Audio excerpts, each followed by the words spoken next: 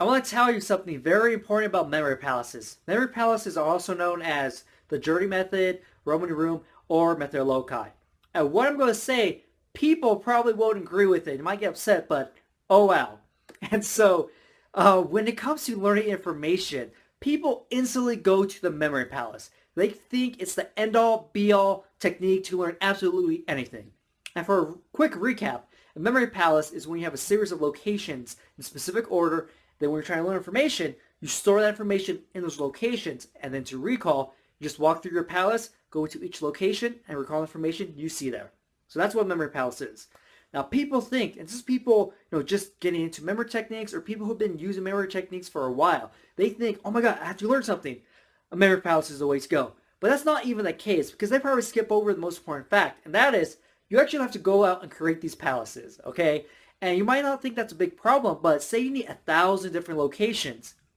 First of all, that's going to take a long time to get 1,000 different locations. You could probably have multiple memory palaces. But also, you have to learn your memory palaces so you don't walk through and skip locations. And that's 1,000. And depending on what you're learning, it could be way more. Because the periodic table of elements, for me, that was 118 different locations I needed. That was the hardest part in learning the periodic table of elements. Getting the journeys, getting my memory palaces, that was the hardest part. It took the most time.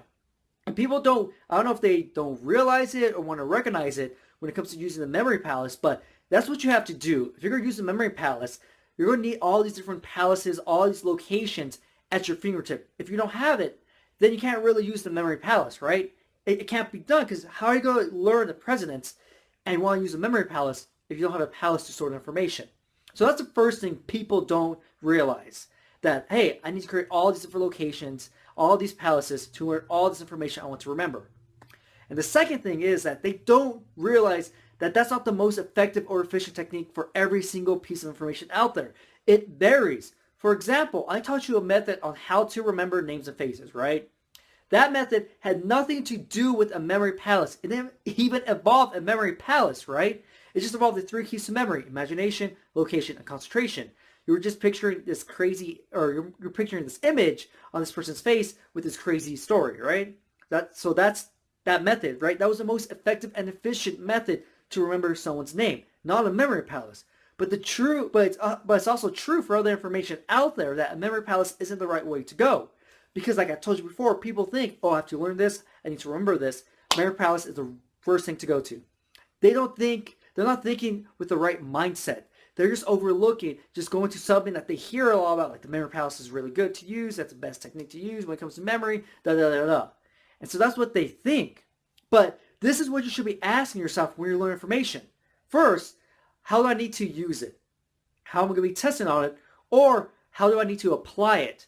Because once you know exactly what you need to do with that information, then you can find the appropriate method or technique to apply to that information in order for you to remember it and learn it, right? That's what you should do. And that's what I've been doing for everything I've been learning, all the different memory challenges. I look at it, I'm like, okay, what exactly do I need to do? How do I want to test myself on this information, right? So when I did the paintings, the 20 most famous paintings, I didn't use a memory palace at all the human bones in the human body, I didn't use a memory palace at all because that wasn't the most effective or efficient way to do it. And also, I didn't have the memory palaces to even, use to learn that information. And so a lot of things have to come into it, but people need to stop, overplaying that memory palaces are the way to go. That's the best technique out there. It's not the best technique out there, okay? But don't get me wrong, I absolutely love the memory palace, the journey method. I use it all the time, but I use it because I know exactly what I'm doing with it when it comes to learning information, like cards, numbers, things like that. Always the memory palace. But information like languages, things like that, I look at it, I'm like, okay, what exactly do I want to be able to do with it? Okay? And so, okay, what techniques do I have? Can I use a memory palace? Would a memory palace be easier? I consider all these different things before I actually learn the information, especially with this week's challenge. I could use a memory palace to learn, the top 10 animated grossing Disney movies, right? I can do that. It's very easy. 10 different locations in a palace. But maybe, I want to try a different way, kind of test things out. And so it's just something that really annoys me because I see it all the time. People ask, how do I use memory palace to do this? No, memory palace I'm going to use to learn all this information. Memory palace is this. Even though other memory techniques would be a lot more efficient and effective to learn specific information. And so the point of this video is to, I guess the main idea that you take away is ask yourself those questions. What do I need to do with it? How am I going to be testing on it? Or how do I want to apply it? When you ask yourself those questions, then you're more knowledgeable on which techniques you should be using to learn that specific information. And that's the main idea I want you to take away from this. And also that the memory palace isn't the go-to memory technique. Now, that's going to be the first thing that comes into your mind when you want to remember something. It's good to have memory palaces, just some extra empty ones, just in case you do need to learn something and it's very quick. You can, place information in the palace right away. But when you're actually learning something like in school or just for fun or at work, take the time to actually sit down like, okay, what do I need to do with this? What do I want to do with this? Because that's going to give you a clearer mind when you actually apply these techniques I'm teaching you. And so that's just something, I just want to talk about because it's really important because people put so much emphasis on these memory palaces, so much faith in them that when it fails or, it's getting too complicated, they blame the technique or whatever. Well, they should be blaming themselves because they don't fully understand how to use memory palaces or memory techniques in general, but also how to learn information. And it's not just people just getting into memory techniques. It's people who've been doing it for a while.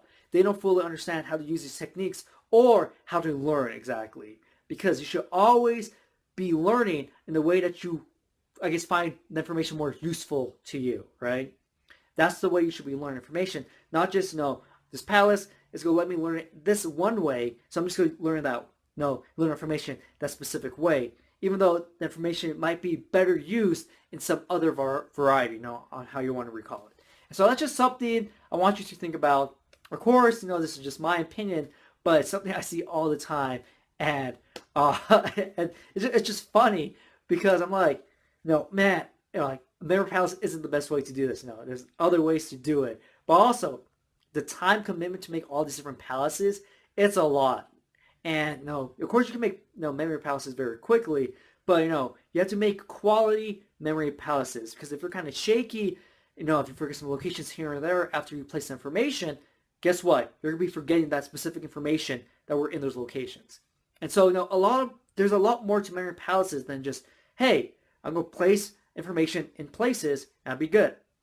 No, you have to create the palaces. You have to make sure that you actually know them. And lastly, is it even the right technique to be using for the information you're learning? So that's my thoughts. Hopefully it gave you something to think about. And hopefully, you take a little bit more time to go to understand what you're learning, to go a little bit more in depth. Because that's going to help you a lot. That doesn't even take any memory techniques. It just takes you kind of understanding what you want from the information, what you want to be able to do with it. So hopefully you enjoyed this video, and I'll see you next time. Subscribe to my channel for more videos on memory techniques, how to do better in school, memory challenges, updates, and much more. Also remember to click the notification bell so you know when I upload a video. You can follow me on Facebook and Twitter. The links are down below in the description. You also can check out these videos. If you want to learn all the memory techniques and learn how to apply them to all sorts of information, or if you want to start competing in memory competitions, you can check out my programs down below in the description. Look forward to my next video and get ready to get the best memory of your life.